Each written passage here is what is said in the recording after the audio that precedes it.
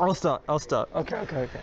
It's raining. It's raining. We've been told to mention it's raining. It's cold. So if it is raining and you can hear rain, write it in the comment section and get the sound guy fired because that is not on. I'm gonna even skip the first question. Can I see it? Yeah. What's his? Yeah. I got the same, guys. Okay.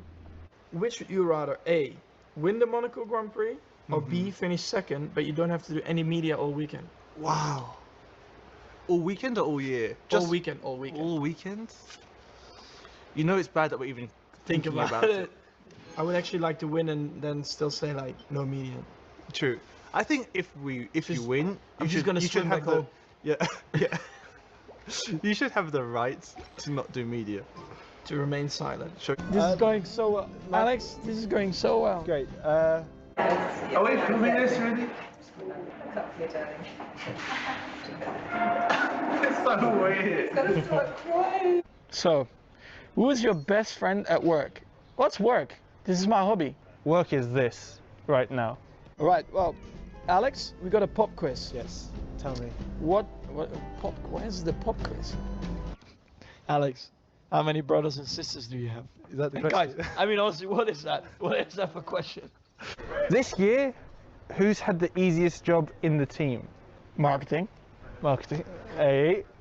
Oh, this is a two-part question. Max, this is your 100th race. Yeah. Can you rank your top 100?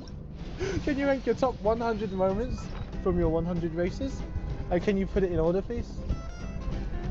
Starting from 100. Okay, I will go race 55, race 53, race 69. 69 was a very good one. Okay, what city would you find the Leaning Tower of Pisa? I mean, Wait, what? What city would you find the Leaning Tower of Pisa? What is it? Who made that question? Look, they're smiling. I mean, this is a trick question. I'm not even gonna answer that. Who in the team has the easiest job? Well, clearly the one making these questions. Yeah, actually that's true. The media, the PR guys have the easiest job in the team by far. Especially, can we pan the cameras or are they fixed? The guy can we name behind the them? left camera here is practically a potato. He's in. They're literally eating biscuits behind the camera as we speak. Can we please, someone look at this? Yeah, thank you guys. Who made that question? I wish marketing was not allowed. Honestly, why is marketing allowed in the paddock? Honestly, this question, mate. Would you be friends with yourself? That's it. Yeah, that's it. They have days off, right, guys? Don't you agree? Don't you agree you guys have the easiest time? Do you think there will be racing in space one day? Kind of like F-Zero. I don't care. How about that? I really don't care. You heard it here first. Yeah. Is that a Not good our answer? problem. That is a good answer. Is it? Yeah. I mean, and the podcast doesn't have to last as long, so it's a win-win. What are they thinking with this question?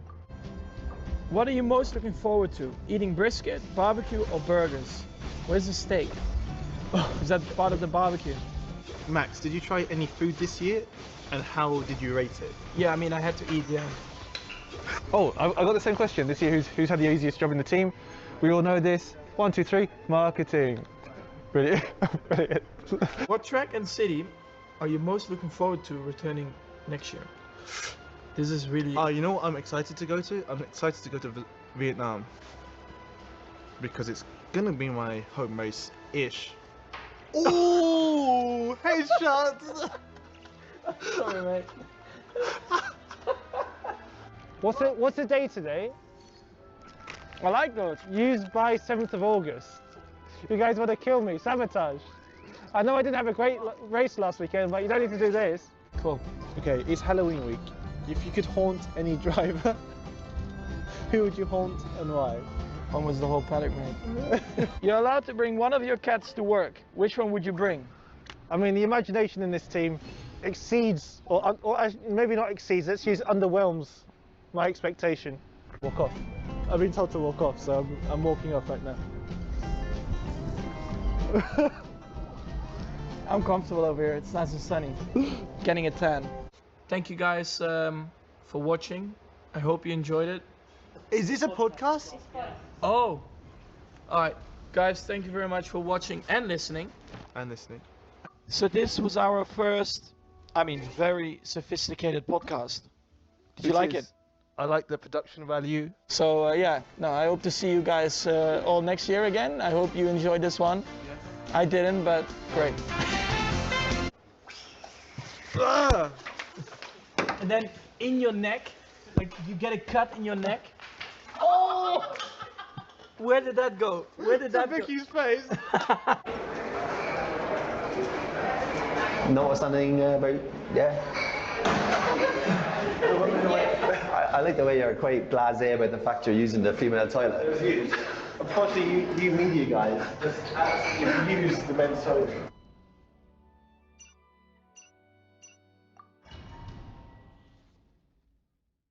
Particular advice for?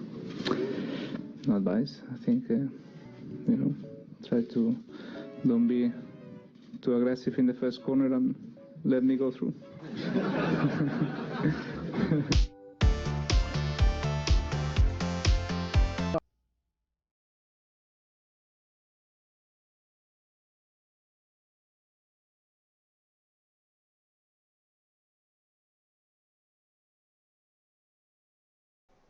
Well, apparently there are still a lot of people that don't know the existence of this gem of a game. Pokemon Fire Emblem, Pokemon Conquest. To get everyone up to speed before getting to the real nitty-gritty of this video, this game is a turn-based strategy game. We can have up to 6 Pokemon on each team every battle, with varying terrains and battlefields, each with their own quirks and gimmicks. This game is a collaboration between Game Freak and Koei, now Koei Tecmo, so for those of you that are a fan of the Samurai Warrior series, you might find a ton of familiar faces here. I went more in-depth into the first main story in my earlier Pokemon Conquest video, so be sure to check that one out first if you don't want to be spoiled. I'll be summarizing that story very briefly. We were quickly introduced to the region of Ransei, where 17 kingdoms reside, each vying for dominance over the whole region. Each kingdom has their own warriors, people with a unique ability to communicate with their Pokemon. Though the exact method of communication remains vague, we do understand that warriors from opposing kingdoms would battle it out with their Pokemon. Our journey started with Oichi, who guided us through pretty much the first half of the game. She would tell us that there existed a legend in Ransei, stating that if one warrior is able to unite all 17 kingdoms in the region under one banner, the Pokemon that created Ransei shall reveal itself. As a result, countless battles continue to be waged under the notion of unification. After managing to conquer about a quarter of the region, we were told that an evil warlord, Nobunaga, were trying to unify Ransei through sheer force, only to destroy it. We were urged to stop Nobunaga by Oichi, who later was revealed to be Nobunaga's very own sister. I guess this was meant to be a shocking and absolutely unforeseen plot twist, but anyone with a slight interest in the Sengoku era of Japanese history would see this coming 2.5 miles away. Well, that's about it for the backstory of this main story really. We would spend the majority of the time just leveling up our links with the partner Pokemon and slowly being introduced to the warriors and warlords of each kingdom. The first part of the story acted more as a tutorial, where we were scarcely challenged during our journey to unify Ransei for the first time. To those of you who are interested in picking up this game and playing it, this first part of the story is a really good way to kickstart your grinding process for links and warrior evolutions, a concept introduced about halfway in. That's right, you think only Pokemon can evolve? We too can evolve.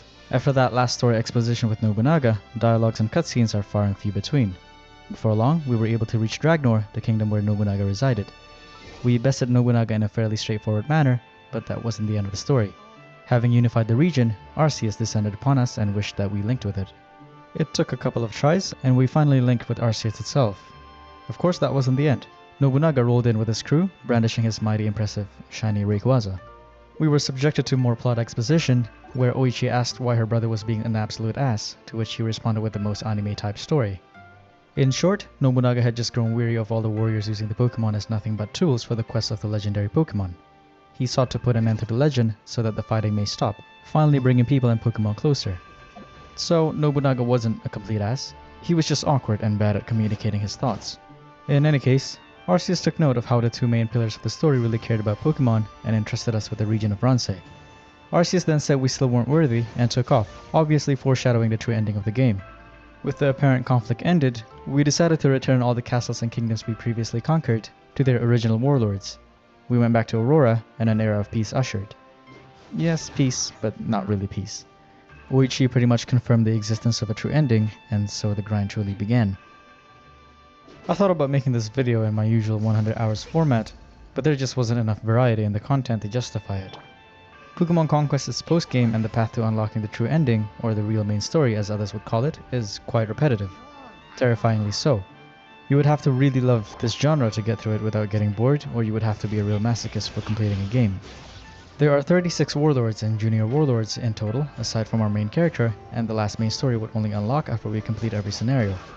Although these scenarios greatly vary in difficulty, the premise and story behind these scenarios would sadly be categorized into only a few templates. The female warlords would have their own supremacy battle, the junior warlords participate in their own contests, the ninjas have their own thing, and these three have their own feud going on.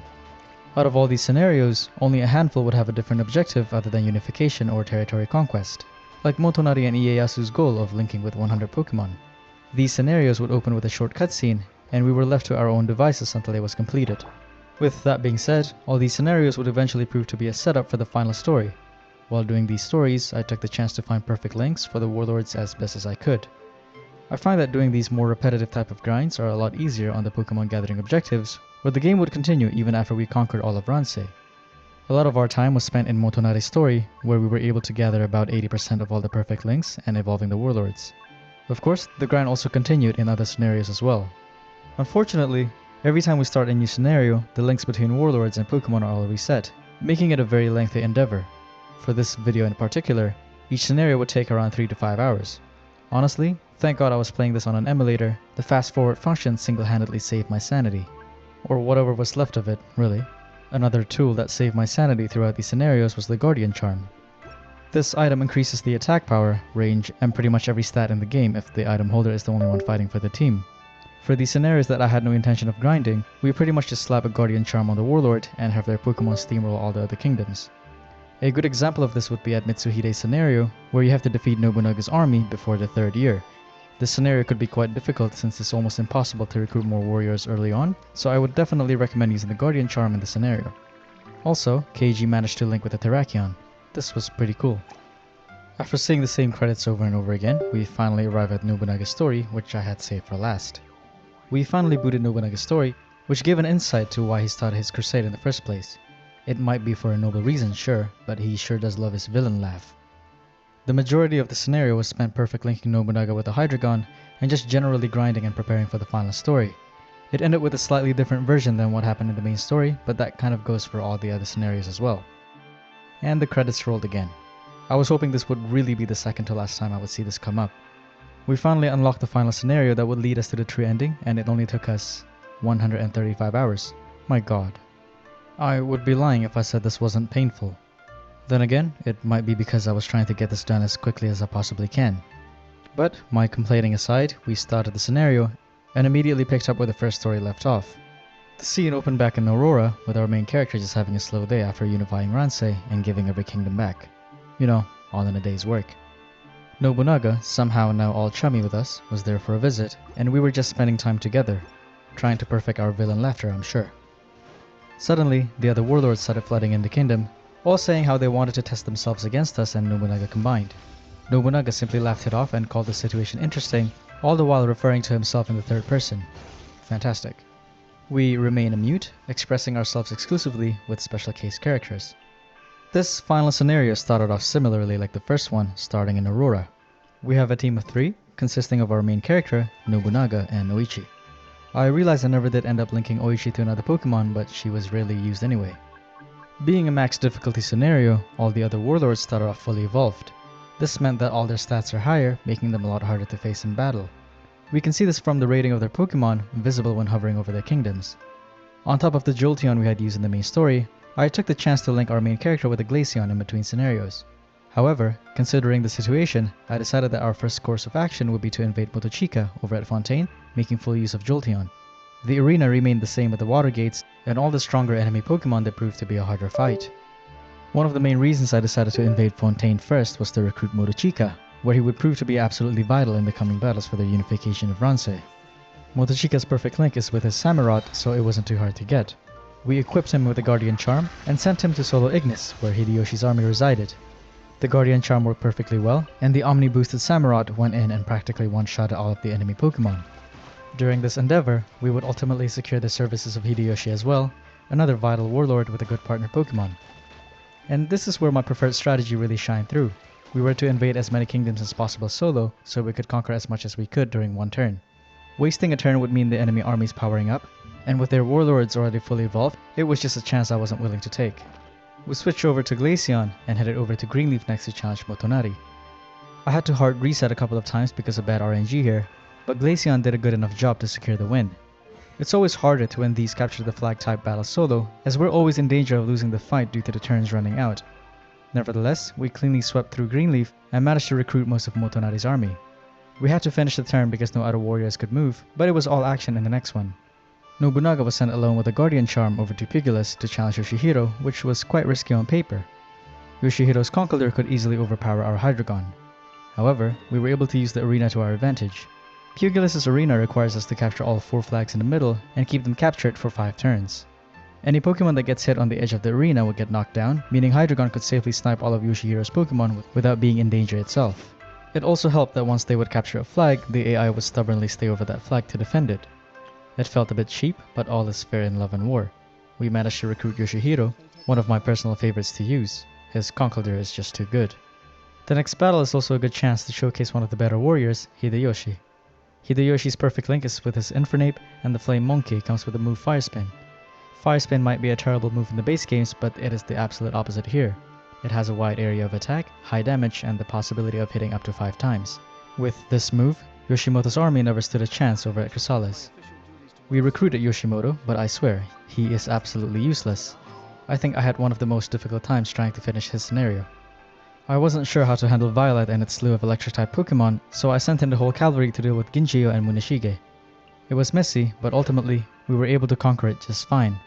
At these higher links, the enemy Pokemon just feel really tanky. We weren't able to recruit both Ginjio and Muneshige, but it was fine. Their Pokemon are a bit hard to use with Guardian Charms. For Shingen's Terrera, we went with my boy Motochika again. Motochika's Aqua Tail deals damage to 3 spaces directly in front of him, so we would never find ourselves in a situation where we can't attack. I have always found Terrera's battlefield to be annoying, so thankfully we were able to get this done quite quickly. Motochika's Samurott was able to down most of the enemy Pokemon, and we had to chase this runaway Scyther at the end.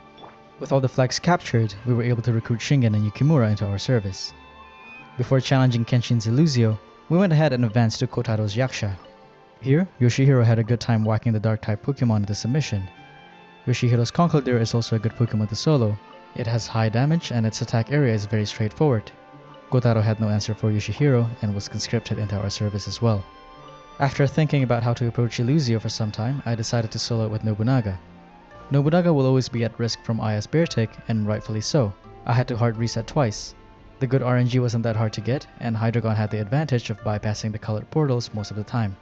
In doing so, reaching the flags were much easier, and that was probably the biggest hurdle of this battle. We recruited Kenshin, Aya, and Kanetsugu, all pivotal warriors for this fight. Not to mention, I've already spent enough time trying to evolve them. Because this final scenario started off with the facilities upgraded, we received a text scene saying that mysterious Pokemon had appeared in both these kingdoms. These would be legendary Pokemon that we can link with. In Illusio, Kenshin would have a perfect link with Mewtwo, and in Terrera, Shingen would have a perfect link with Groudon. Great, we now have 2 legendary Pokemon in our roster. To bring this turn to a close, we sent Motochika out alone again, taking on Ujiyasu's army over at Cragspur. Motochika remained unbeaten, getting Ujiyasu and Kai to join our army. The army of fools took down Viperia with Nobunaga, Aya, and Kanetsugu, but we failed to recruit any of the enemy warlords. That was alright, we still had Motochika. Avia was more or less the same. We sent in more of the army of fools to invade Masamune and Magoichi. And Magoichi was just being the ultimate troll. Look at him, staying away from all the action. What a coward. Surprisingly, we were still able to recruit both Masamune and Magoichi after the battle. I really thought we had missed the recruitment window. And now, we only had 4 kingdoms left to conquer. Time went by so fast. Well, to be fair, only 6 turns had elapsed since the start of the campaign. Rotating our Guardian Charms worked well. Not that I had to, I had accumulated about 20 of them from all the grinding. Motochika was back in action over at Spectra, where No and her cronies were lying in wait. All of them got slapped by Samurott's tail, and Motochika asserted his dominance over No and Okuni. Dominance so good that they wanted to become his followers. Then it was time for Valora. This has got to be my least favorite arena in the game, of all time. Things just move too slowly in this arena, and the cranes moving the Pokemon around is just massively annoying. But setting my frustration aside, we sent in Shingen with his newfound Groudon solo, and well, it was just a waiting game really. This took a long time to finish, but we did get Ieyasu and Tadakatsu. In a hurry to wrap it up, we immediately headed over to Nixstorm with Fool, Hideyoshi and Yoshihiro. The Conkeldurr proved to be crucial in taking out Mitsuhide's Lapras, and the Infernape and Jolteon took care of the rest. We recruited Mitsuhide and his daughter Gracia, and we finally can breathe for a while. By stationing powerful warlords around Dragnor, this will prevent the AI from invading the surrounding kingdoms. Ever. Before finishing off this scenario, we still had one thing left to do. Well, two. This Articuno just kinda popped out of nowhere, and now Mitsuhide had to link with it. Now we only have one thing left to do before the final battle. We have to grind our main character's evolution link to 80% and have him undergo his final evolution. The fastest way to do it is just to visit a level 3 facility with the most Pokemon in it, slap a Guardian Charm, and kill everything. This should net us links ranging from 4 to 8%, making it a very efficient way to grind.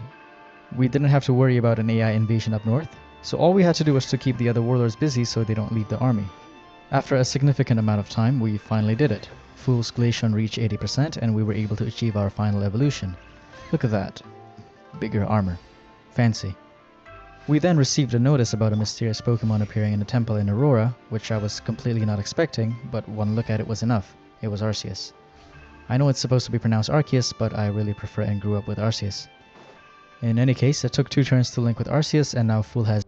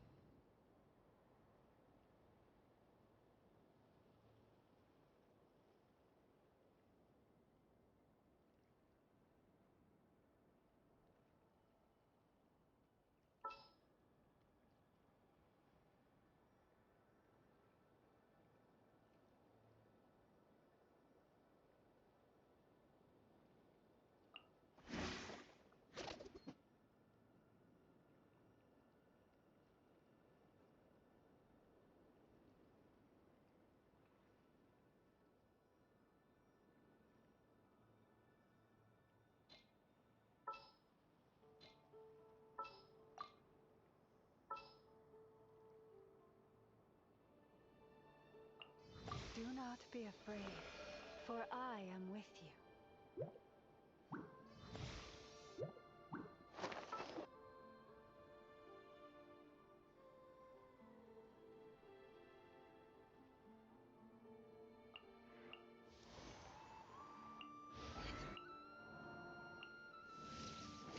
The campaign begins.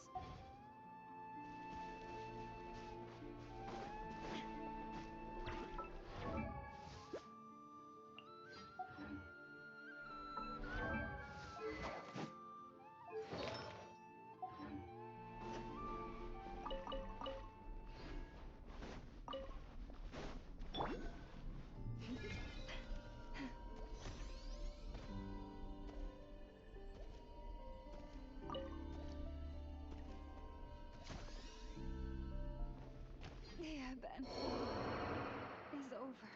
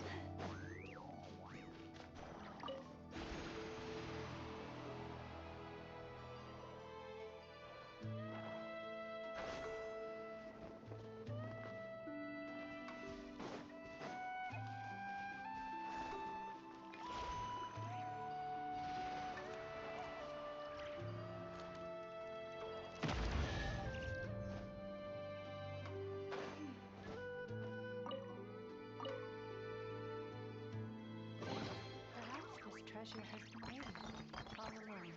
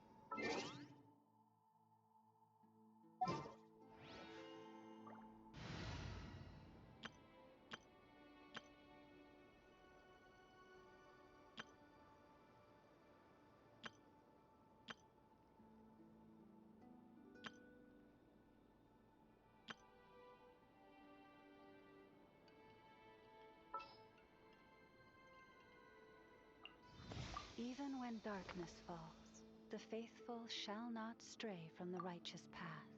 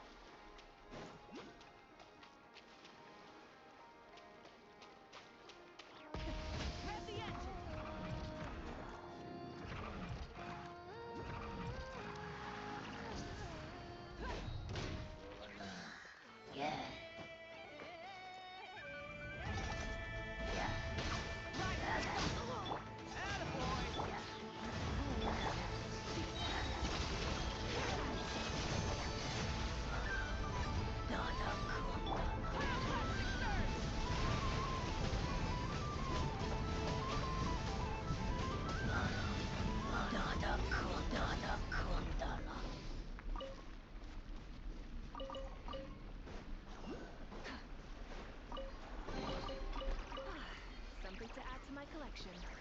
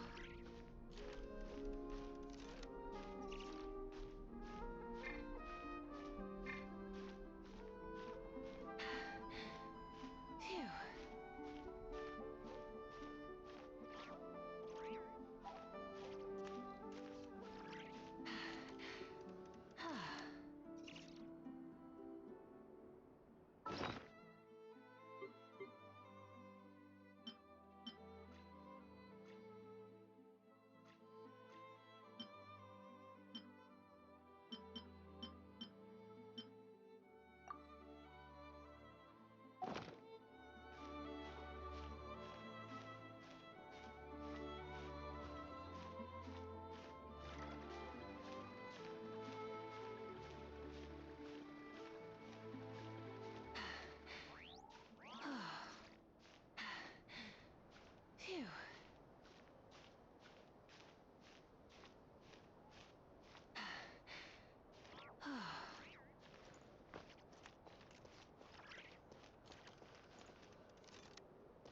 Rise with the sun!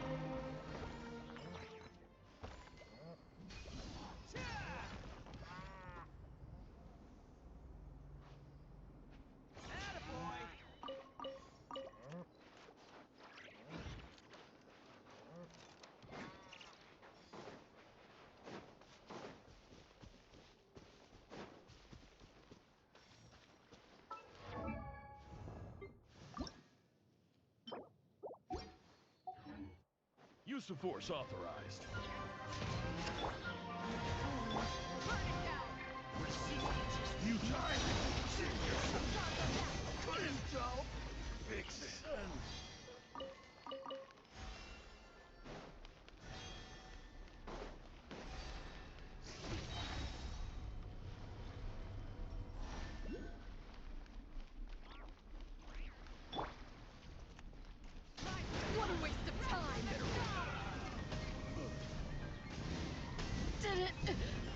Too long.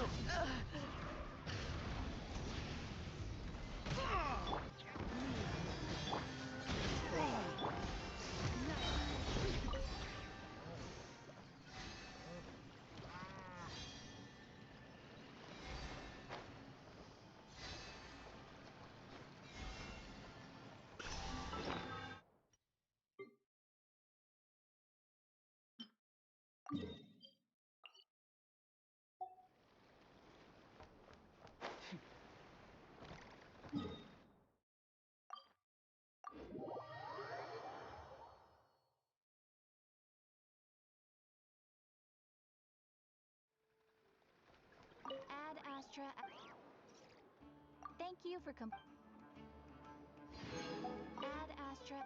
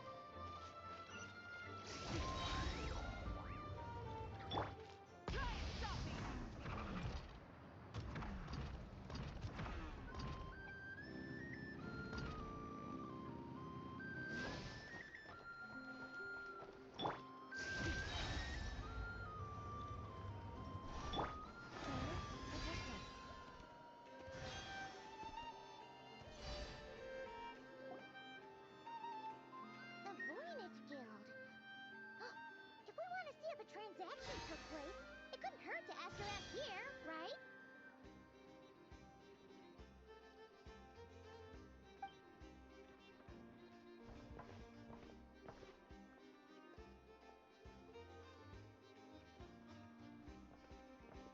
Welcome to the Voynich Guild.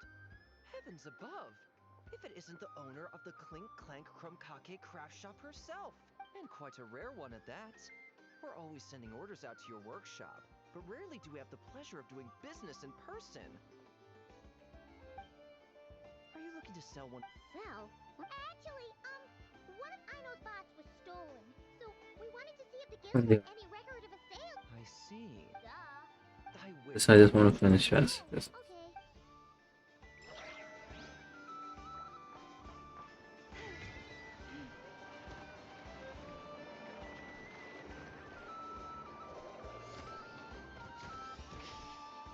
Oh.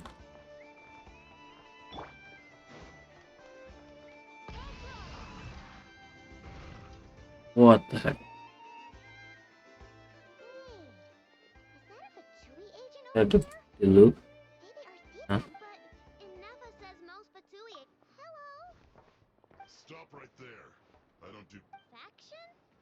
God. Oh, You skip. true.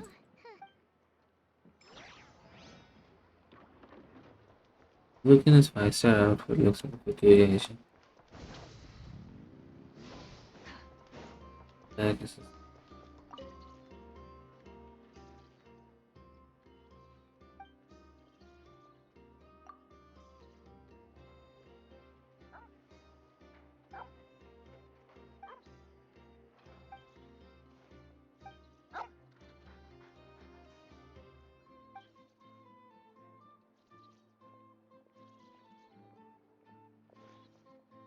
Oh, this is interesting. So you have a character, just oh, wow. Okay. Yeah, she looks pretty. Versus any name's Pablo.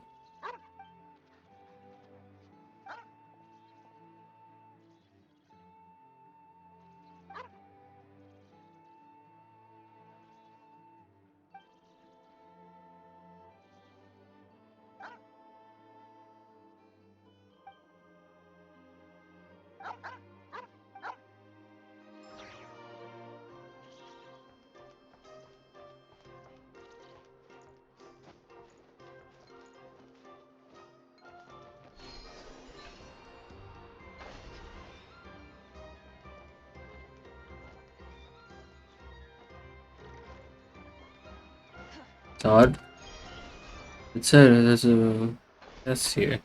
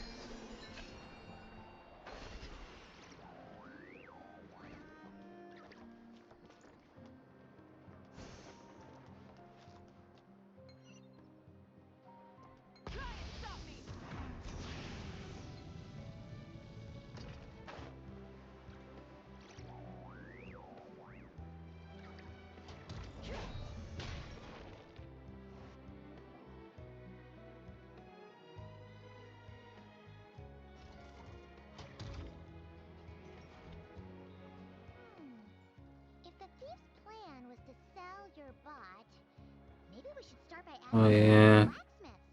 After all, blacksmiths need all. Oh, good point. You're looking for a blacksmith? To be honest, I consider myself more a researcher motivated by personal interest. Something terrible has happened, so I had to come. One of my bots was stolen. Has anyone come? Wow, someone had the nerve to steal from your workshop? Maybe you should describe what Crumb Clank 70%. Oh, no need. I know style. But the only thing that's come my way recently is, maybe the thing. Yeah, maybe. Well, it seems like we've exhausted all our options here. Where else should we look? Let me. Right. There's one more place we haven't searched. That shop.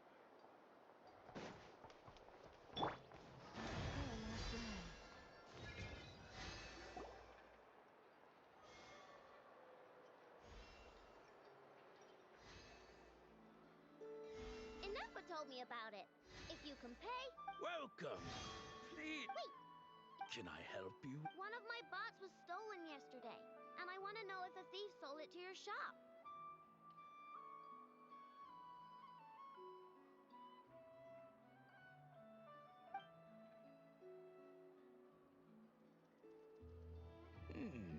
Is it? That store turn a profit? In that case.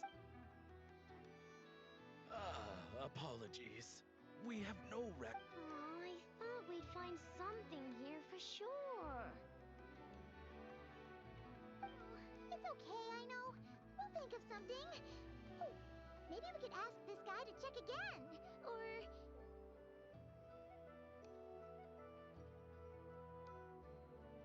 Oh, well, Better before. isn't Ino and her two Outlander friends asking... Don't care. We don't. Yeah. It's you.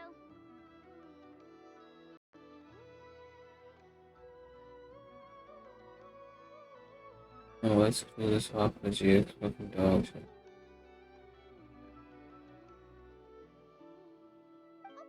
now that was just uncalled for. I've got an... It's not a... How did you know? You're a... But... Smart as a whip. She navigates the major factions with ease, always with her finger on the pulse of all the goings-on in Nodcry. Who is? Who? Crumclank is... What was with that? Hey, you're really gonna tell me if she... Well, Yehuda, you really look out for the kid, don't you? Coming over to help like this? That's it.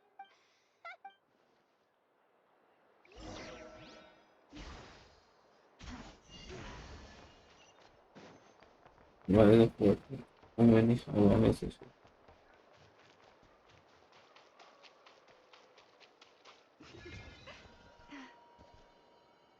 Muy bien. ¿Eh?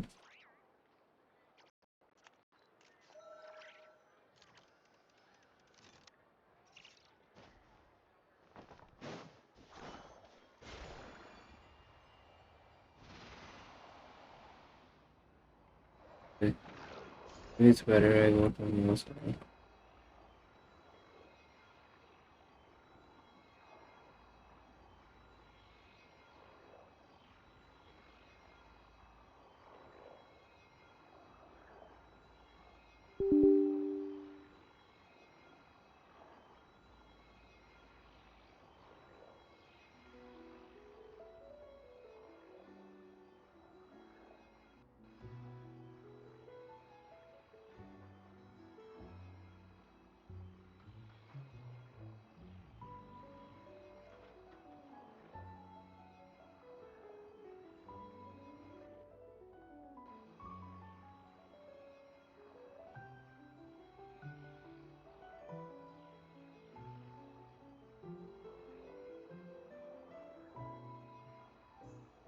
Get up to 60.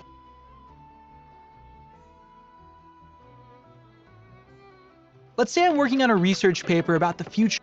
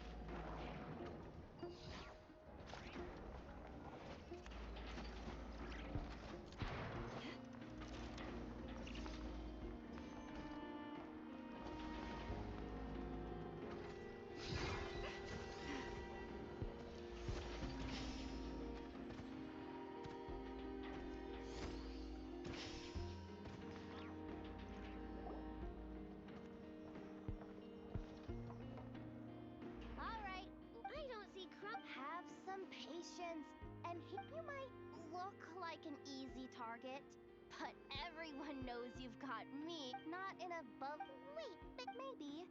But that doesn't mean there aren't any rules. And based on the key to a we have to wait. That's not. Now you listen up. Crumb Clank belong. Sheesh, this kid's got a temper.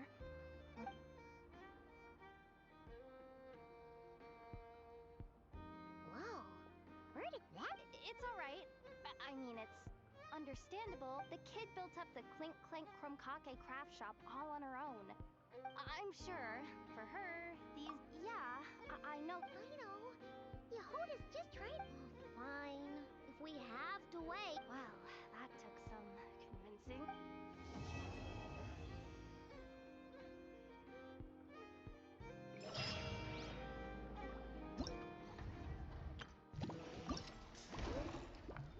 The 30 of that, bro. Done. They want to spend all this. When can I explore that? That will be a really long time. No.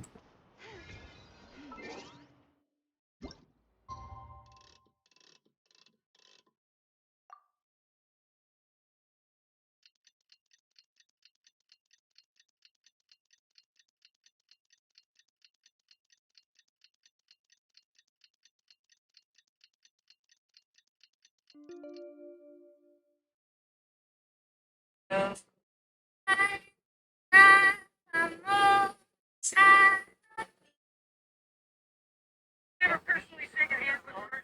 Huntington successfully first time.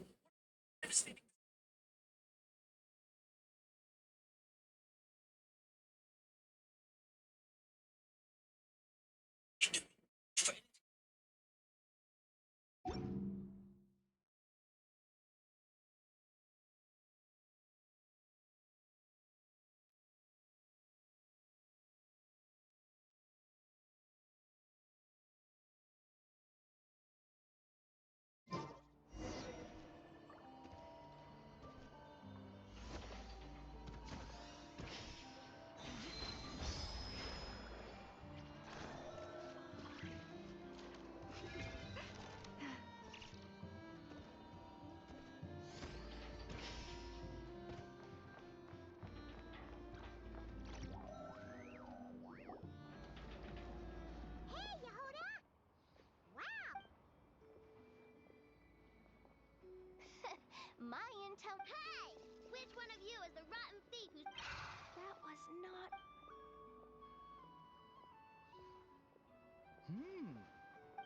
My. You? Now this is an opportunity I've been waiting for. No thieves here. Only shrewd business people. You're the one who built that robo-maid, right? Is it for sale? Both of you? Get out of my.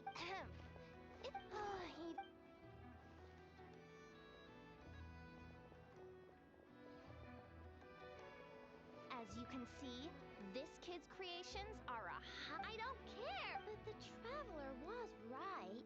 Yeah, if we want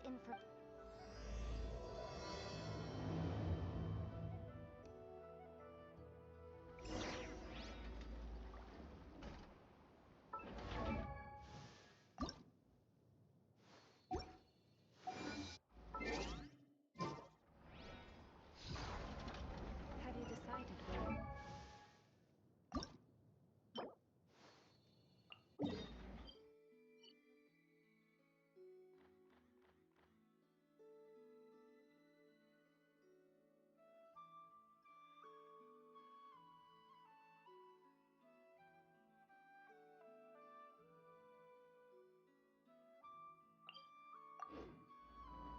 If not,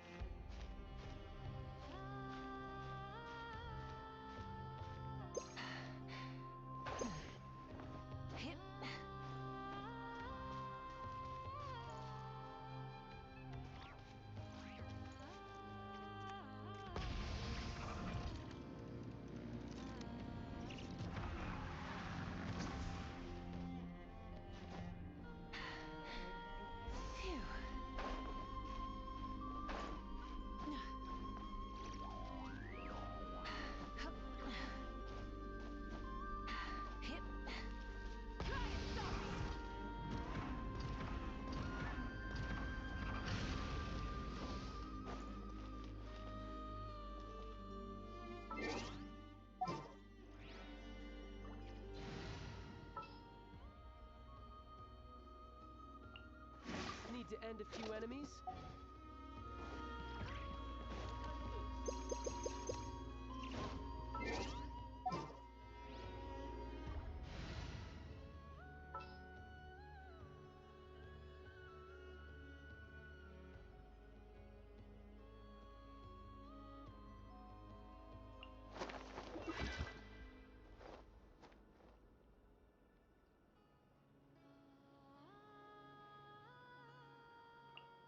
All is accounted for. Let's move out.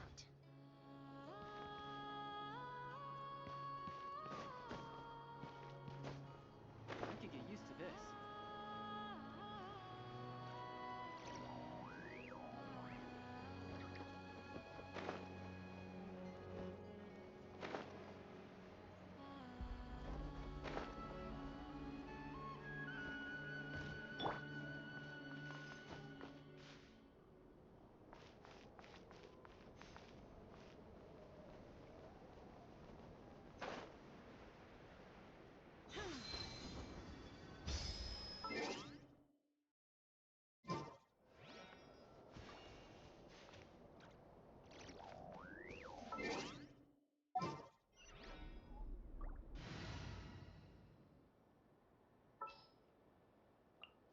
Ready to do my utmost.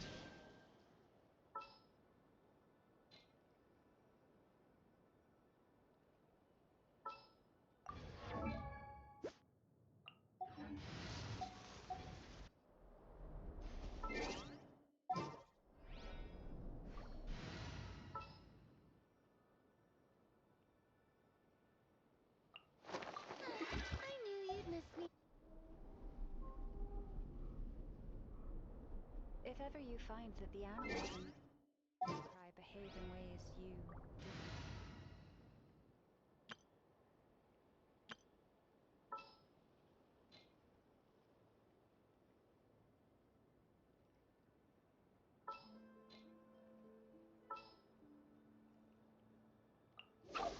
What'd they do this time?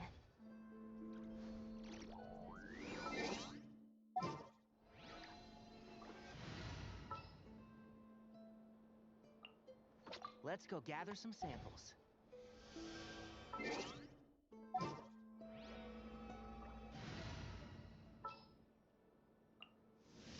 What is the situation?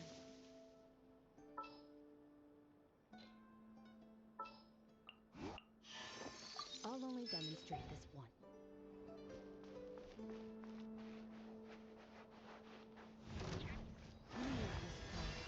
For the everlasting. Illusion shattered! Resident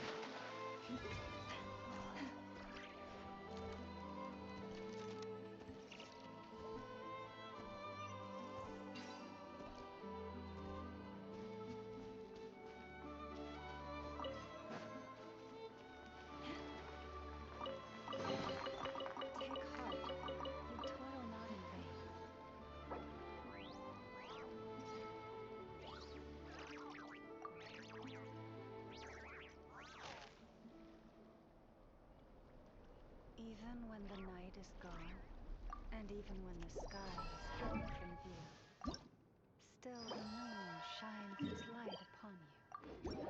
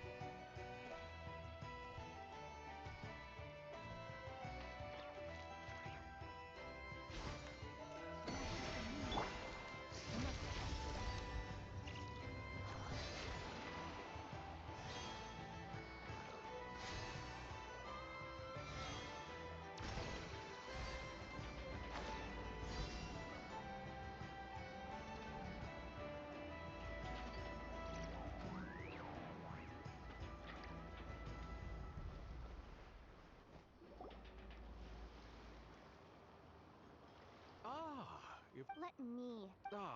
Well, our clients are free to buy or sell whatsoever they might. That's it? No wonder. Wait! You guys! The first notice here is offering a huge. Crumbclank was. I'm afraid it's not that simple. It's a matter of. Crumbclank is more than a robot. He's my friend. Hey, you can't tear that down! What happened to remain? Listen, customers, we have to turn up. Enough! According to present the robot, the Frost Moon Scions? Just the Crumbcake over time. So, dessert? Yeah, and all this. Trying to downplay it, are we, Miss Ino? Not convincing enough to fool the various factions of. Who are you? Asuko. Oh, my boss knows him. He's quite a respected guy in that circle. The Voynich Guild isn't the only place to make deals, you know. And when it comes to lucrative opportunities, I'm not one to discriminate. In fact... So you're the one who's trying to buy Crumbclank? Now, I have a... So here I am. I don't do... Your notice, didn't... You're telling me... How about this? According to my... What? Look at that cannon. It's not to mention, it takes a considerable amount of time between firings to prepare the ammunition. But if you make it smaller and easier to mass produce, you have the perfect product, even if it doesn't quite replicate the power of that cannon. Besides, if you think about it, is that not in their doctrine? The giant cannon in Nashita, but turning that technology into a product and allowing anyone with Mora to purchase it. Now that is blasphemy. A lot of trouble could come knocking at your doorstep, Miss Ino. Please don't tell me you've made some kind of war machine again. Crumbclank isn't a war machine. I already told you. He makes desserts and he's my friend, and I'm gonna get him back no matter what. It appears negotiations have broken down. Well, we know Crumbclank is with the Frost Moon Scions, so all we have to... Good idea! Hold up. I should warn.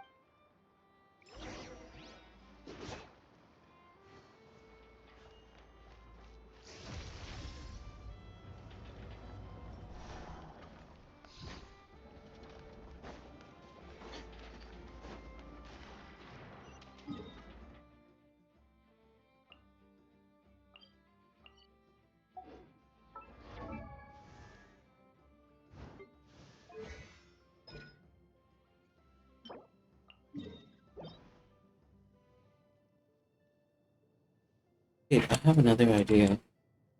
Yeah. Yeah, you know what I'm doing, right?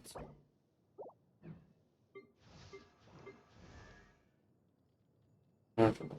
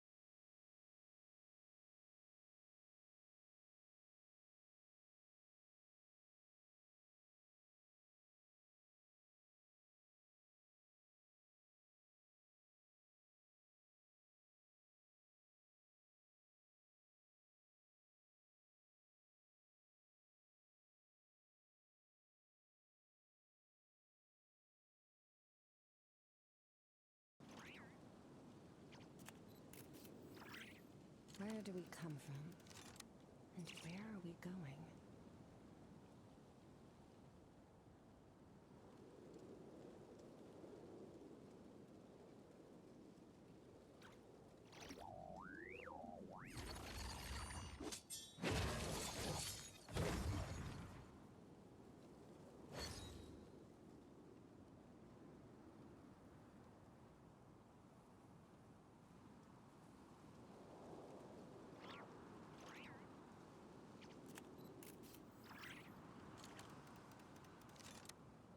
The abyss is like the world's shadow. It's always there, and it will never perish.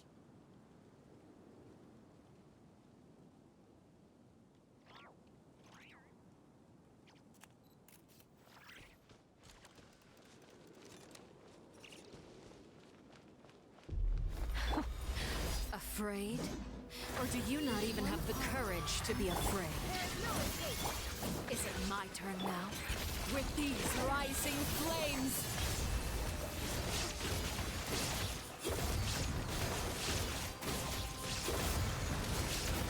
With the fall of darkness, destruction shall rise.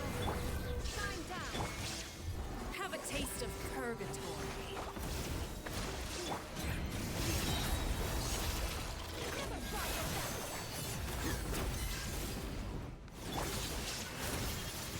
Now we shall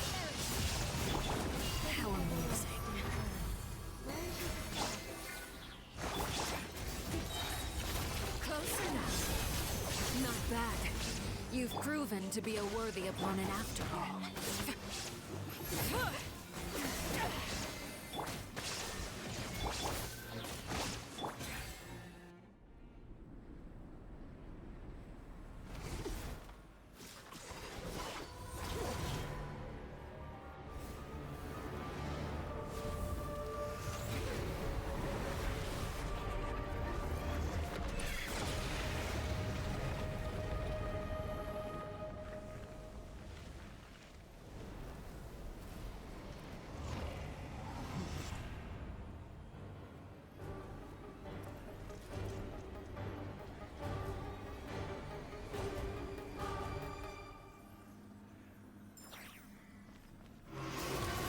Kindness has been seared away.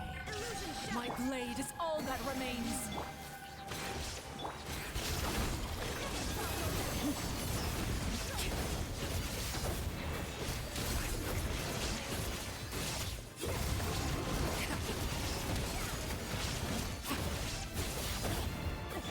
Suntown is only the beginning.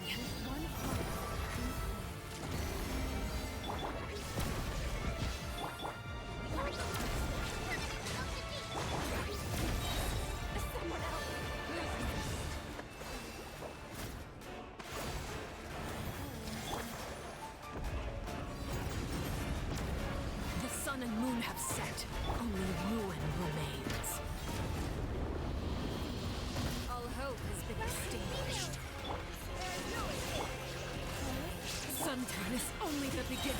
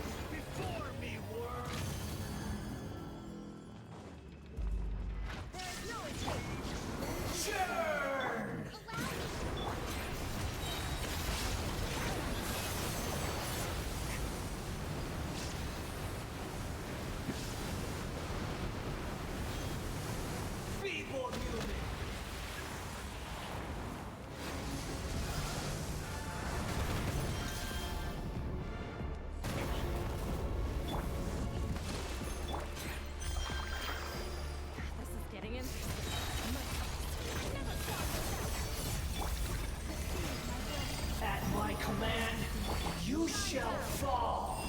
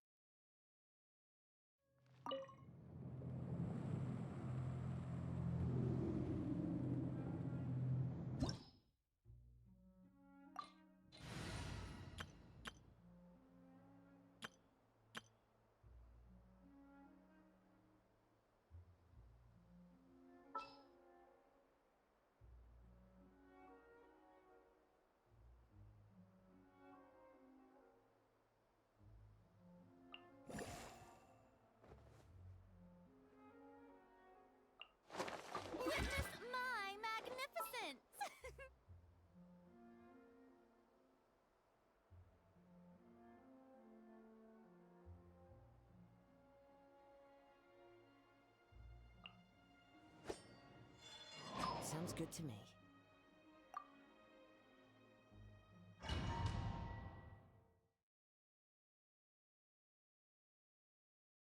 Oh well, let's try this and see.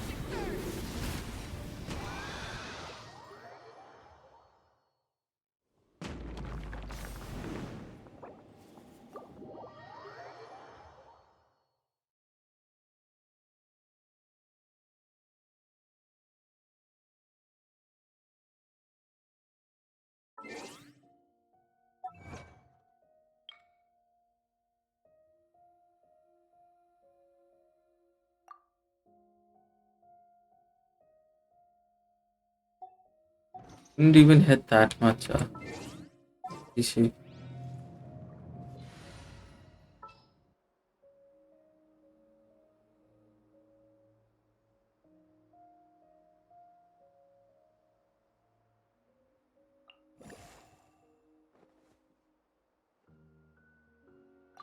This is how it must be.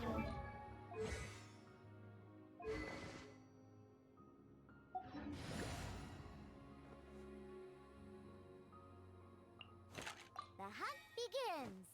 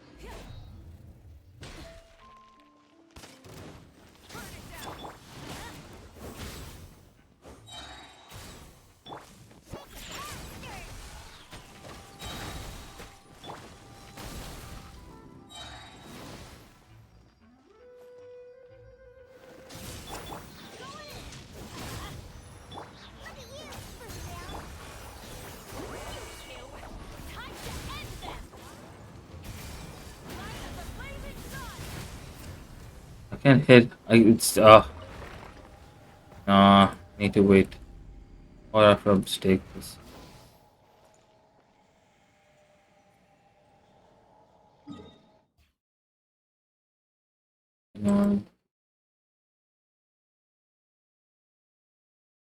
What this one actually?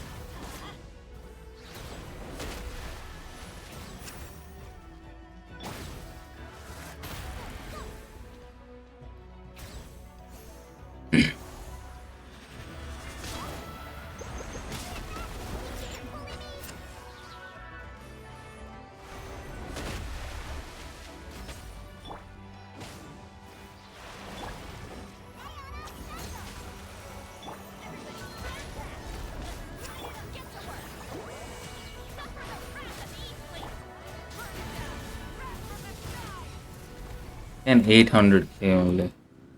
Really? Come on. Really? What's on?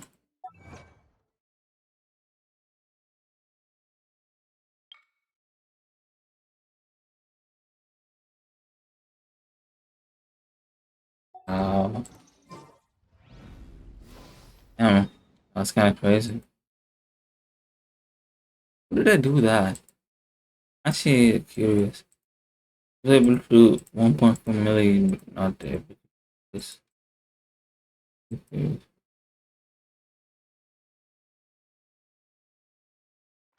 Uh, maybe I hit it in abyss. Yeah, that could possibly be.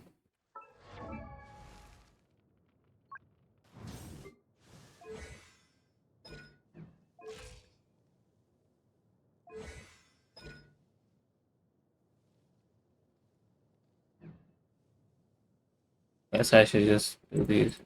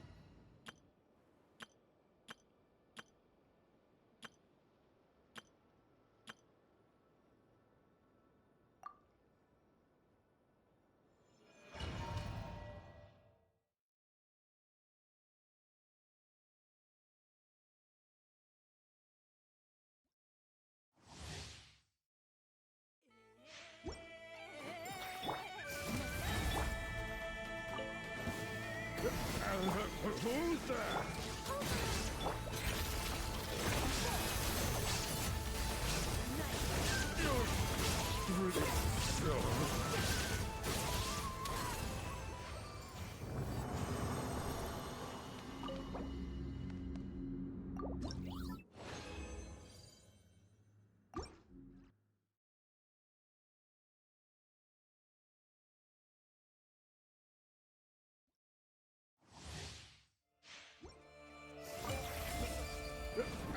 Who's that?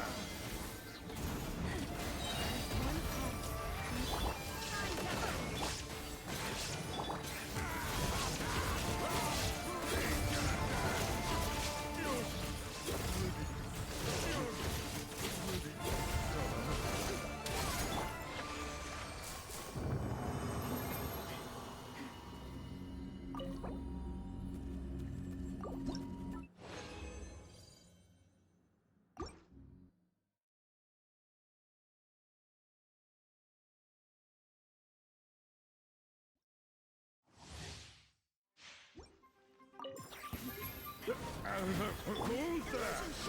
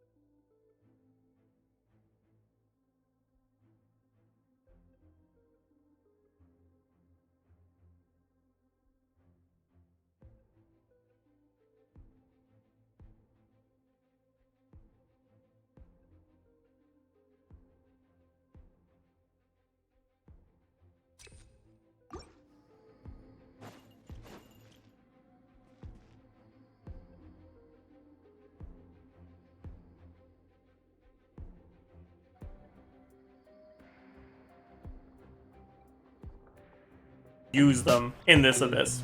I decided to use a tier list format for this, but keep in mind, this is not a statement on the character's general power level. This is just a way to visually represent where they would fit. And I decided to split it into 5 categories. The first one is going to be basically the characters that are getting shilled, or that are so strong that they can brute force it with no problem. The second category is going to be characters that are very good, but where you need to use a few specific tips because they're not well matched against these enemies. The third one is going to be the characters that aren't that amazing, but that at the very least perform better than a 4-star only team. The characters that if you have them, I can see them being the best on your account depending on what you have. Then it'll be characters that are worse than a 4-star only team, but that are at least still better than a C0 4-star only team. So if you're good 4-stars or C0, you didn't get a lot of good cons on them, it'll be hard to do a 4-star only team that performs that well. So at least those characters can get clears. And then I'll leave the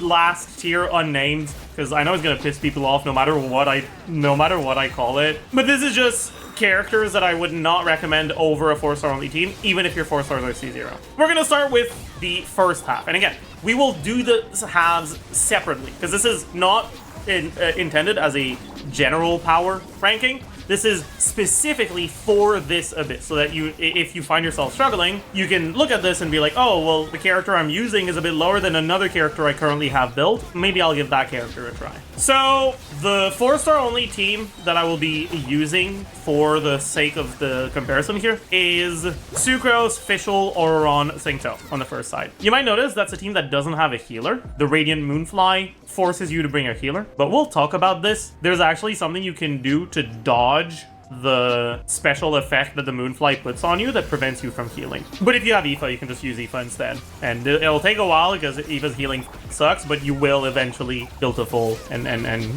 get rid of the effect. And yeah, before we talk about the carries, let's quickly go through what this Abyss does. The Blessing of the Abyssal Moon, when you do a Hydro-related reaction, you get a Shockwave. The damage is like, whatever, it's not a big deal. The Leyline Disorder, first side increases Electrocharge and Lunar Charge damage. Second side increases Bloom and Lunar Bloom damage. The increase to Electrocharge damage doesn't matter that much. This is not multiplicative, it's additive. The Lunar Charge damage matters a little bit more because your Lunar Charge damage in Lunar Charge teams tends to be a higher portion of the team DPS. Then for the second side, this is a very nice blessing for Nilo teams, and it kind of doesn't do anything for the other ones. That doesn't mean that you need Nilo, though. We'll talk about that once we get to the second side. But for the first side, you have increased Electrocharge damage, which is okay for just default Taylor teams, and increased Lunar Charge damage, which is a bit more impactful for Ineffable. What do you have? You have Mirror Maiden into the Cactus. This chamber is generally the easiest of the three, as long as you have a way to deal with the Cactus. As a reminder, the Cactus can be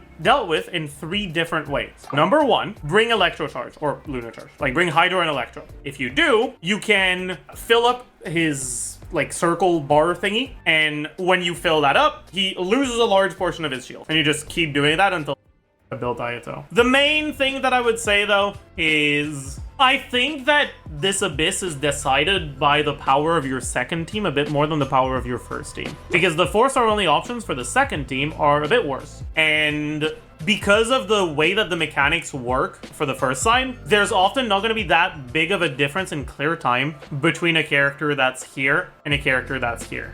This is important because I'd say that on the second side, there tends to be a much bigger difference in clear time between the characters that are good and the characters that aren't as good. Because of that, I would generally focus on choosing your second side team first, and then using your best remaining options for your first side team. So let's talk about the second side. The second side doesn't really have strict mechanic checks or elemental checks or whatever, other than the fact that this enemy is immune to Hydro. That's the only thing. It doesn't force you to play Electro, doesn't force you to play Electro Charge. It just says, hey, maybe don't bring a Hydro carry. That's because none of these enemies have relevant resistances. Rifthound, if you hit him with Electro, loses a bit of Electro resistance, and it is nice, but then this enemy doesn't have any specific elemental matchup. This enemy doesn't really have any elemental resistances either. Slightly favors Dendro, but not that much. This enemy, same thing for Geo. Slightly favors Geo, but not that much. But a few different elements are getting a slight buff against one of the waves. So it's really not that big of a deal, and none of the elements get, like, by really high resistance. Then for the Husks, they do have high resistance to their own element, but it's only 20% more. It's not that big of a difference in clear time between a character that's here and a character that's here. This is important because I'd say that on the second side, there tends to be a much bigger difference in clear time between the characters that are good and the characters that aren't as good. Because of that, I would generally focus on choosing your second side team first, and then using your best remaining options for your first side team. So let's talk about the second side. Generally focus on choosing your second side team first, and then using your best remaining options for your first side team. So let's talk about the second side. The second side doesn't really have strict mechanic checks or elemental checks or whatever, other than the fact that this enemy is immune to Hydro. That's the only thing. It doesn't force you to play Electro, doesn't force you to play Electro Charge. It just says, hey, maybe don't bring a Hydro carry. That's because none of these enemies have relevant resistances. Rifthound, if you hit him with Electro, loses a bit of Electro resistance, and it is nice, but then this enemy doesn't have any specific elemental matchup. This enemy doesn't really have any elemental resistances either. Slightly favors Dendro, but not that much. This enemy, same thing for Geo. Slightly favors Geo, but not that much. But a few different elements are getting a slight buff against one of the waves. So it's really not that big of a deal. And none of the elements get, like, by really high resistance. Then for the Husks, they do have high resistance to their own element, but it's only 20% more. It's not the usual 40 or 60% more. So it's really not that big of a deal. And then Kenki's also same thing. Slightly higher, but it's really not that big of a deal. In terms of elemental checks for mechanics, right, if you apply Electro to the Rift Hounds, they'll get angry. And when they're angry, they attack more, but they also have less Electro resistance. So it's like, whatever. These guys don't really have a mechanic that matters. These guys spawn an animal, and while the animal is out, they have increased resistances to every element. Killing the animal weakens them, it deals damage and reduces their resistances. And then none of these have any real mechanics, other than if the Husks hit you while you have a shield, they gain a small elemental shield. It's not too big of a deal, but it can be a bit annoying if you don't have good AoE elemental application to get rid of the shield. You might end up wasting a lot of damage on the shield, basically. But it's really nothing that's too big of a deal. And because of that, the main thing that you're focused on here is just how much damage your teams are doing. We've already said that the first chamber is generally the easiest one of them, because it's mainly single target, and the DPS check isn't too high. Generally, the third chamber will be the most difficult one, and so building a team that deals well with AoE content that has 3 enemies into 3 enemies, especially if the team isn't too reliant on very good grouping, because there's a lot of RNG involved in these enemies' attack patterns, and it can be difficult to keep them grouped very well. Those are the teams that are going to perform the best. So first, I want to talk about Nebula. Nebula's best team right now is the team with Llama, and his second best team is the Freeze team with Escoffier. And the reality is that both of those teams can brute force this because it's a chamber that has less HP. Llama Hyperbloom, just with Llama herself plus an Electro, just gets through this no problem in like a minute or less. And then if the cryo you use is Skirk, you can do a similar thing with the freeze ones. So Nebula is actually pretty solid in this abyss, despite having an enemy that's like outright immune to him, which I think is really funny. And that's, again, right, like that's mainly because this is such an AoE heavy chamber that sacrificing clear time on your chamber 1 is generally not that big of a deal. And by the way you play this on a Neuvillette team is you just deploy your Electro ability and then use Eon Loma and then just auto until your abilities are back off cooldown. Like that, it's very straightforward. Next, let's talk about Nilo. Nilo gets trivial clears this abyss. Similar thing where like your teams get a little weird against Tulpa with Nilo, but it's the easier chamber of them generally. And if you find yourself struggling, you can do triple Dendro Nilo instead of double Dendro Nilo, at least just for this chamber, and then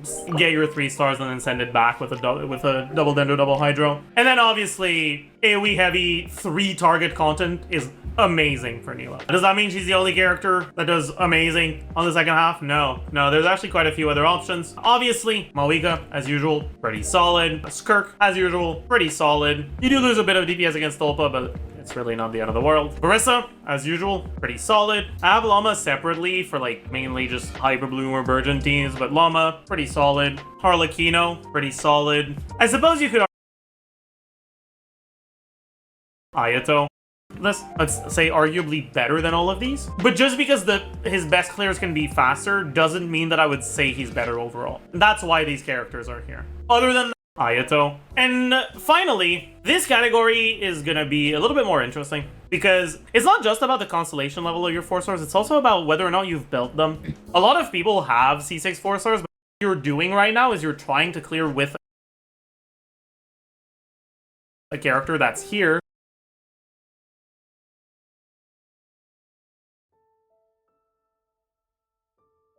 Doesn't mean the character is so it's made for Inefa. Inefa clears pretty trivially, no problem. You're vibing. Is she the only one? No. Varissa clears pretty trivially, no problem. You do need to brute force both this one and this one, but I think the brute force way is a lot more straightforward than the wait out the mechanic way. So I don't think it counts as a specific tech in my eyes. I'd say that the only other character that I would consider to have a trivial clear here is Navidad. And I guess to some extent Llama, because Llama Hyperbloom teams can get through this very, very easily as well. Again, that doesn't mean the characters that haven't been mentioned yet will struggle. A lot of them will still get clears without too much of a problem. But the characters that are here, they're characters that have such an easy time that you'll be able to get away with a bad second half, basically. So we can have Molani here. Now, the tech from Molani is, it's a pain in the ass. God, I really hate it. Molani's teams do not want to fit to slot in Electro characters. Electro ruins her reactions. It sucks. But that doesn't mean that it's impossible for her to get through this. The Cactus can be brute force because Hydro doesn't have a problem against it. The Moonfly is fine.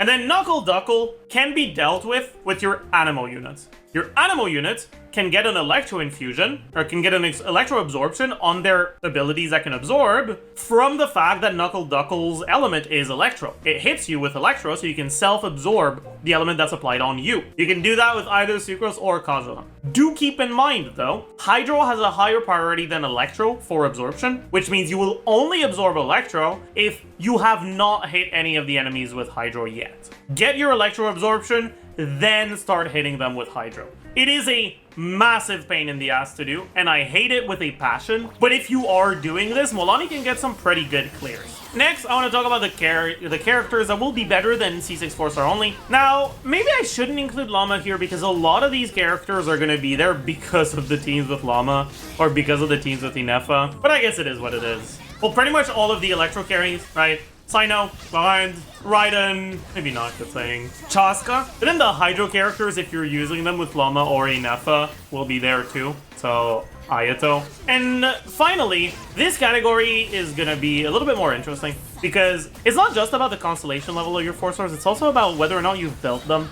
A lot of people have C6 4-stars, but they just don't want to build them. This category is gonna have the characters that actually can clear, even if they don't have the best matchup. So Skirk. Skirk is a character that has enough damage to brute force a lot of stuff. The characters. Electro really. Now the some extent considering it is a problem. You do need to brute force both this one and this one, but I think the brute force way is a lot more straightforward than the wait out the mechanic way. So I don't think it counts as a specific tech in my eyes. I'd say that the only other character that I would consider to have a trivial clear here is Navidad. And I guess to some extent Llama, because Llama Hyperbloom teams can get through this very, very easily as well. Again, that doesn't mean the characters that haven't been mentioned yet will struggle. A lot of them will still get clears without too much of a problem. But the characters that are here, they're characters that have such an easy time that you'll be able to get away with a bad second half, basically. So we can have Molani here. Now, the tech from Molani is, it's a pain in the ass. God, I really hate it. Molani's teams do not want to fit to slot in only team. You shouldn't be using a 4-star only team. You should be using one of your good carries. And then the characters that are here are probably worse than the characters you could be using instead. Anyways, let's now do a clear and talk about some of the things you can do. So, Mirror Maiden, pretty straightforward. You can stagger it, but if you don't stagger it, it'll start doing attacks. Sometimes it teleports backward like this. She'll spawn these 3 things. You want to make sure you don't get hit by them. If you get hit by them, get marked. The Mirror Maiden becomes immune to stagger. So if you're playing an Overload team and you find yourself struggling against the Mirror Maiden, you can try to intentionally let yourself get hit so that the Mirror Maiden stops getting knocked away by Overload.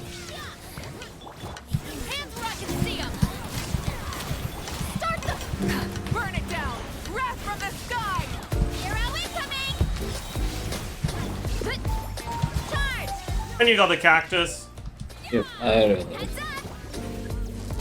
Cactus swaps positions on the hats 3 times. You want to make sure you follow with your eyes the right hat, the one where he started. No way. Then if you don't trigger Electro Charge, he will eventually start swapping again. He'll do 2 swaps. Anyways, we brute forced it. As you can see, the amount of damage that it took when we broke the shield was pretty high.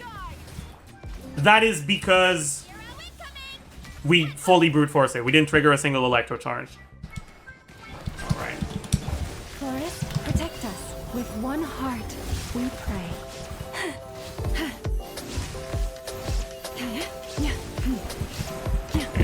So here we're kind of just ignoring everyone. We're ignoring both of our Hydro units. I guess I should go and try to probe the Fav. Actually, no, I don't have Fav. By the frost moon of old, receive my I'll use the iframes. Make sure I don't die.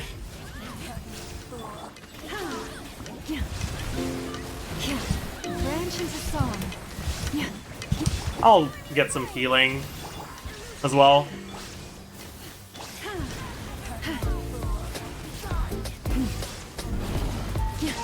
Receive my Okay, as you can see, right, we're not really having a problem clearing in time.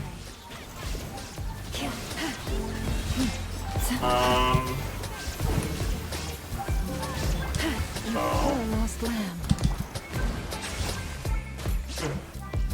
Next chamber, we've got the 2 hilly turtles, big ones. Control breathing. Into the Moonfly.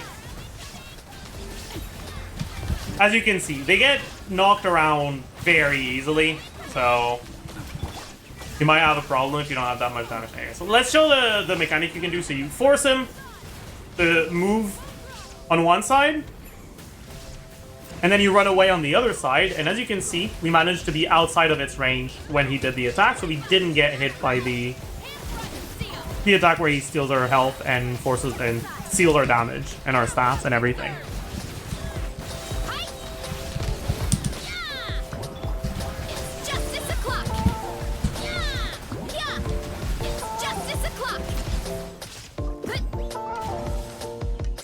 Anyways, he stays down there for a while. Then he does one attack.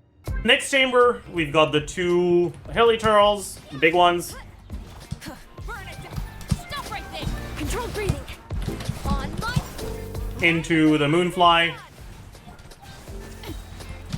As you can see, they get knocked around very easily, so you might have a problem if you don't have that much damage. Anyway, so let's show the mechanic you can do. So you force him to move around to hilly turtles, the big ones. Stop right there. Control breathing. Into the Moonfly.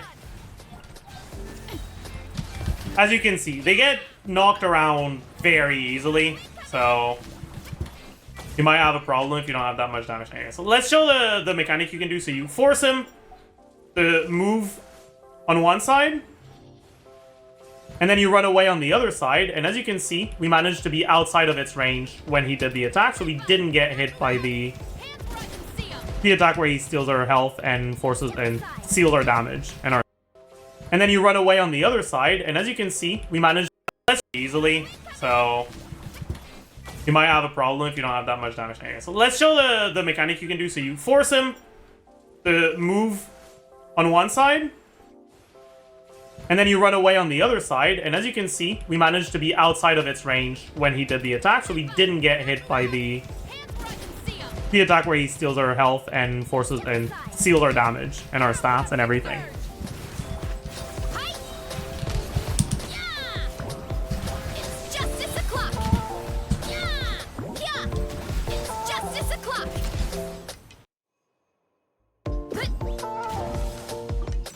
Anyways, he stays down there for a while, then he does one attack, and then the next attack he does after that is the one you want to run away from.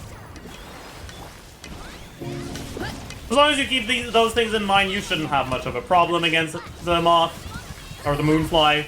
You'll be fine. And you can just kill it.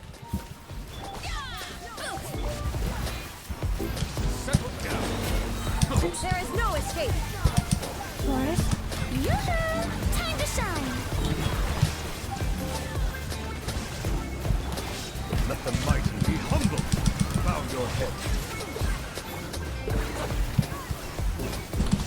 Branch into song. Fucked up a little there, but it's fine. Settle down. Shine down. For the everlasting forest. Shower me with praise. Let my name echo. Be sanctified. Bow your head. Dance with me. Your sacrifice is ready. Here, as long as you kill the... Try to focus the animals mostly. Once you focus the animal down, they take a certain percentage of their HP. And they lose resistances, so you start hitting harder. Finally, last chamber. Justice will prevail. I missed. I don't want to talk about it. Pyroclastic surge. We've got the Knuckle Duckle. Okay, so it starts with getting its shield, and then it spawns the bots. And those bots can be brute force with Electro, or just destroyed through triggering Electro Card a bunch of times. Wrath from the sky. It's justice o'clock. Yeah, heads up. It's justice. Do be careful, because the Knuckle Duckle itself does a lot of damage if you get hit by its attacks.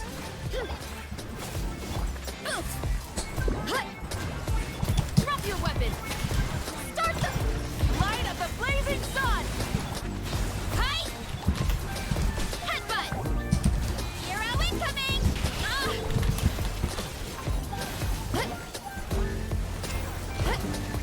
Oh, sick. I don't want to talk about it. Stop right there. Control breathing. Let's wrath from the sky. I think my builds are a little sus right now. I just realized my Marissa is not doing the damage she's supposed to be doing.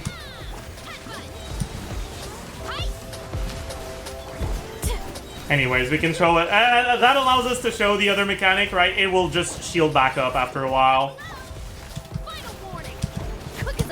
And as you can see, right? Look at the damage we do with our Malika Burst. 40k. Non-electro damage is basically removed. Justice o'clock. Yeah, heads up. It's justice o'clock. Yeah. Anyways. And then finally we've got these. These guys are a little bit annoying.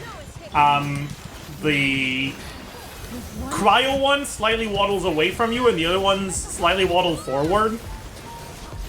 And they get staggered very easily. So generally what you want to do is you want to position yourself. Whatever. You want to position yourself right outside of the cryo one. And then when this happens, you've got the cryo guy. And after it does its dash backwards attack, just run away from him. So that when he runs back, he groups back up. If you don't run away, he's not going to fully group back up, and he's going to stay slightly ungrouped. And things will not go very well if that happens. There is no escape. Oopsie. The time is beckoning. Anyways, I yapped a little too much, so I don't know if we're going to get our clear now.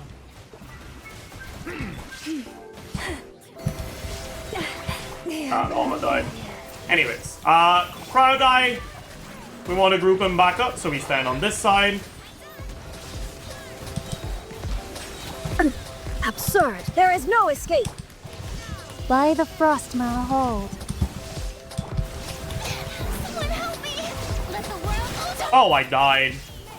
Okay. Whatever. We still clear in time. Silence. Be sanctified. With one heart, we pray. Branch into song. Shine down.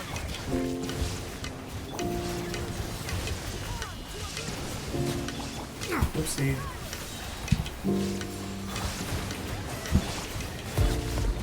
It's fine. Don't pay attention to what happened to the Farina. Nothing bad happened. Trust. But yeah, as usual, I hope you enjoyed. I hope you learned a thing or two from this video. This abyss is definitely a bit more cringe than usual. So keep in mind, if you don't get your 36 stars, it's not the end of the world. What you're missing out on is 100 Fumas. That's it. Getting 33 stars is pretty trivial. So don't get too annoyed about it. It's not the end of the world. Have fun. Hope you learned a thing or two, and I will see you guys in the next one. Bye, YouTube.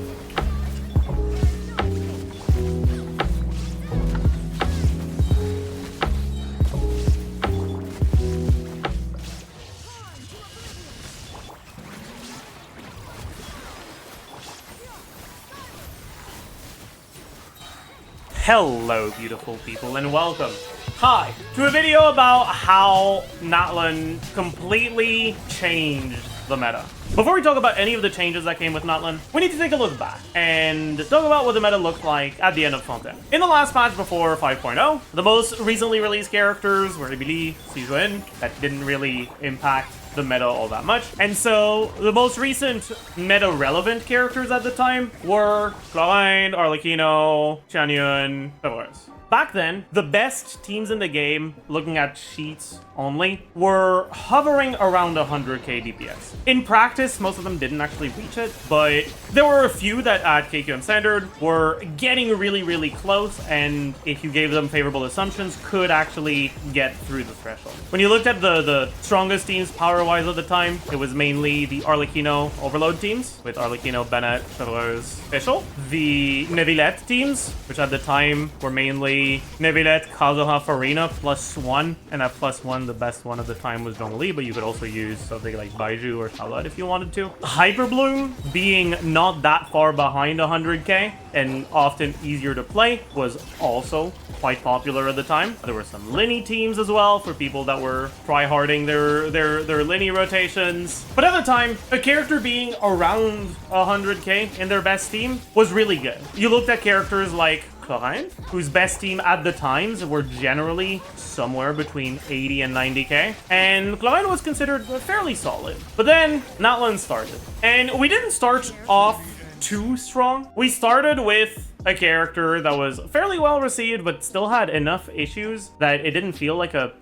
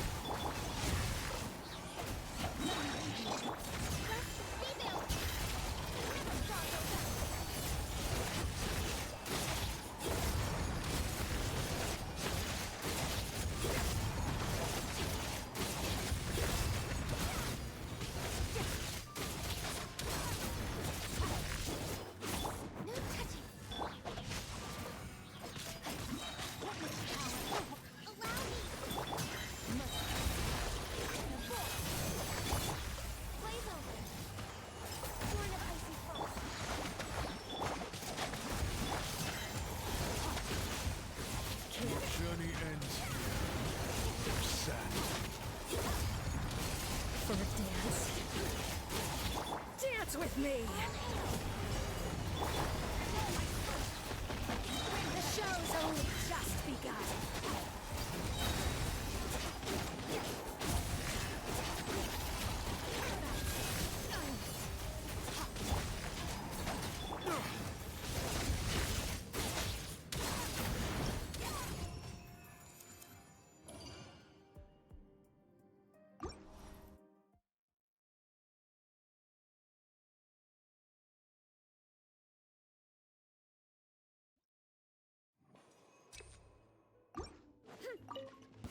What a waste of time!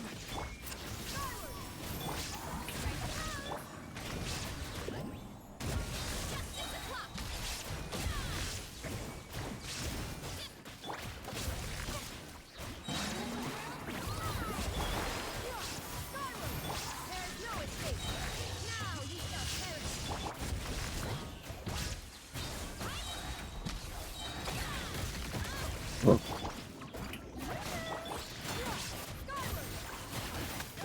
What the fuck? That big killing him and stuff.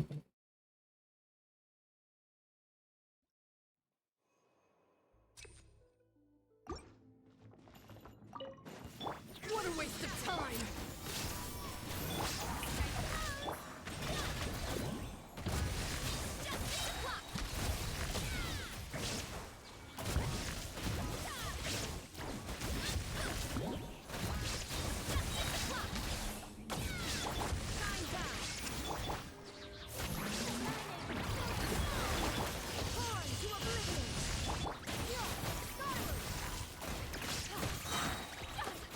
What the fuck, man? I need to get out of the fucking way.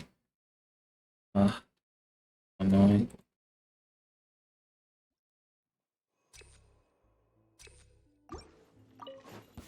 What a waste of time!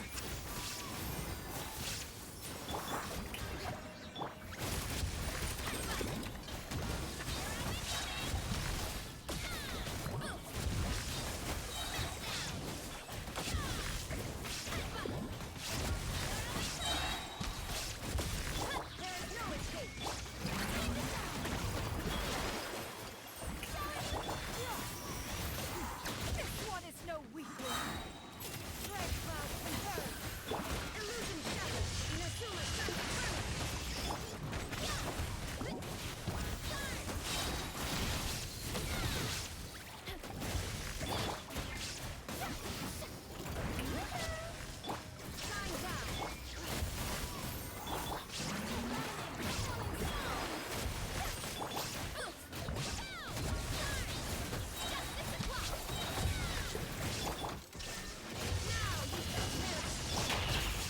Oh.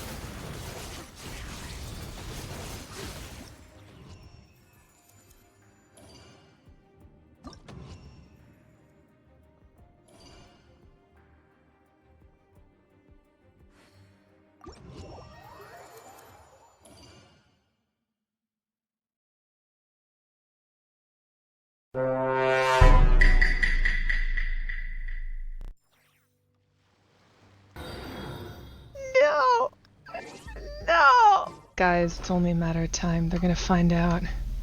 I'm so nervous. I might kill count. There's so much blood on my hands. Motomami, also, I trust. Ah, crap. Okay, we'll report. Joe. It's Joe. It's Joe. There's no way. Who's saying? Whoever's saying it's Joe, I hope it's not Branana, because Branana and I were walking around together. I'm having a heart attack. You've made a terrible mistake. No! My fault. Can anyone vouch for Motomami? Can anyone do that? Wait, that's me. I know. Can anyone vouch for Katiana? I guarantee you it's Katiana here. It's got to be Motomami. Motomami. You have to. I guarantee you. Don't. Oh no. If I've been Okay, bye guys. The whole time. Oh shit. Well done. Okay. Okay, it's got to be the other one. Okay, cat. Oh no, cat. Who is it? Y'all, it's cat. No. This is a self-report. No. I swear. No, I watched. No. Y'all, you will regret this. You do it. No. It's Cat Bratano. I guarantee it. No. I give you the Christie guarantee. You'll never have to trust me ever again. We were all walking together for safety, and Cat betrayed the trust. I'm telling you. No. Brienne.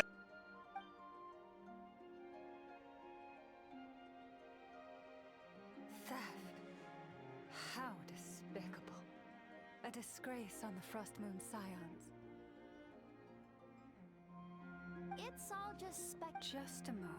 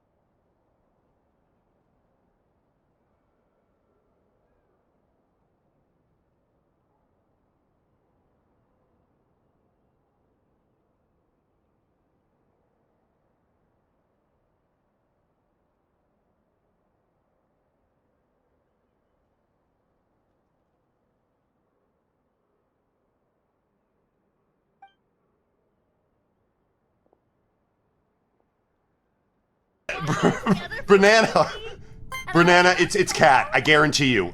Yes! Yes! You guys, why did no one tell me we were walking together for safety? Okay. Damn it! There we go, crew.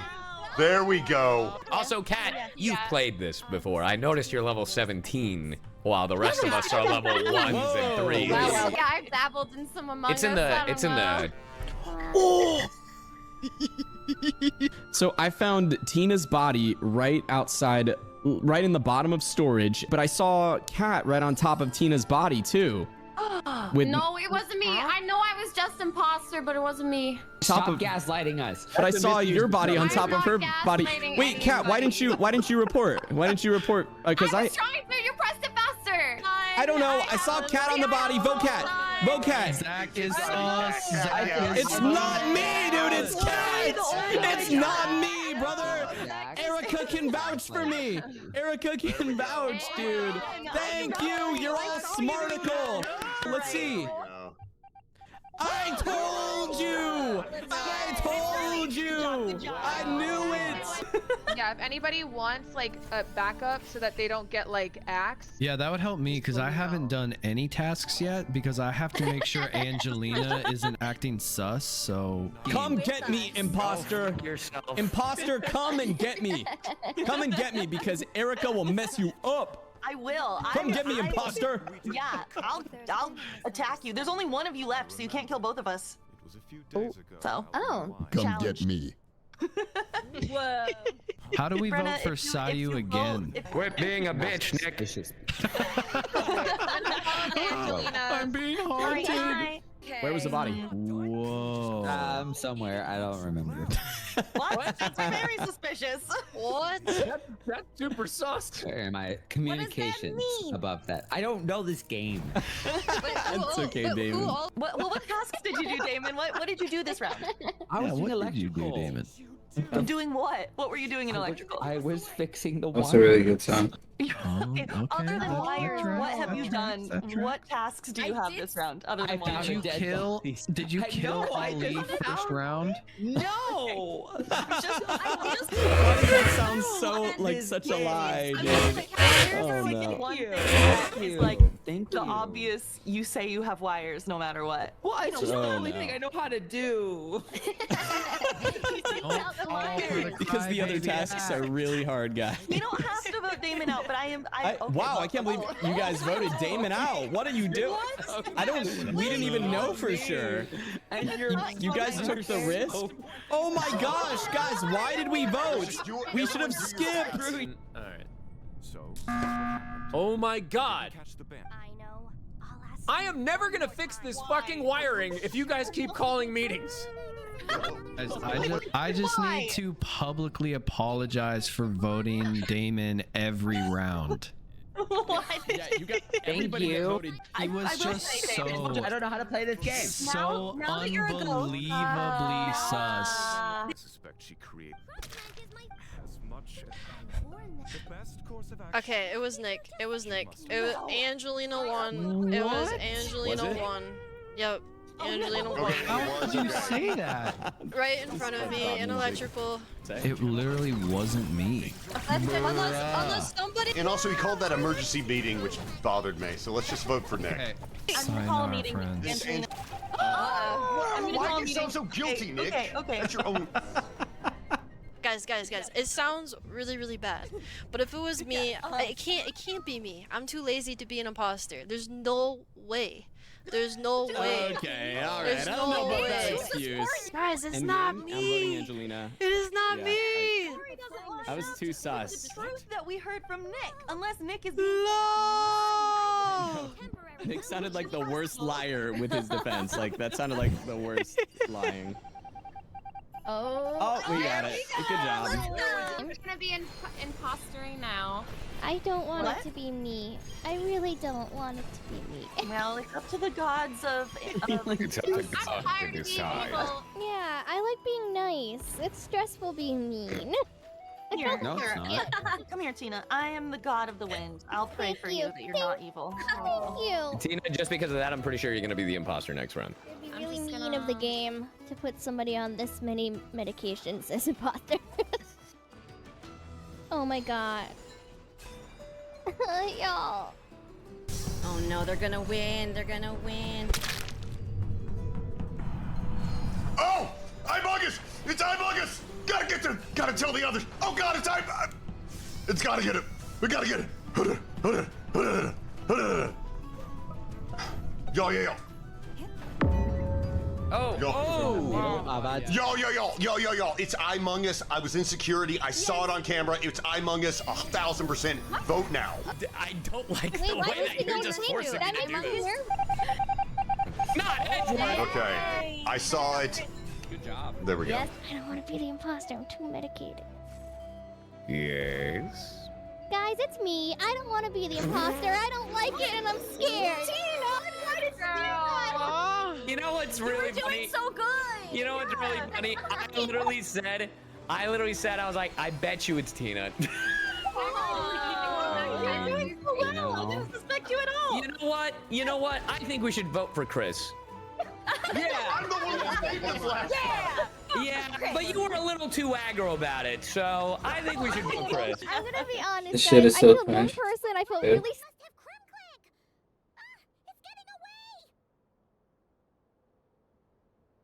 What in the fuck?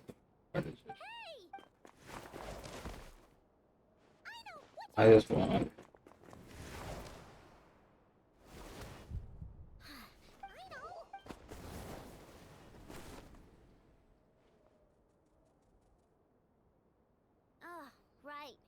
recon bot. Phew, at least that real okay? Allow me to... If she truly viewed that robot, not even the light... You have... It's okay. It was all just... Do not despair. I'm confident. That brings us to our... It's obvious. I'd even go... If you want... Yeah.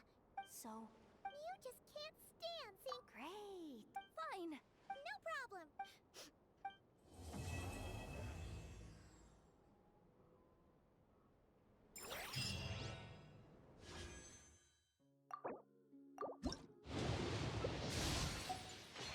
I'm done.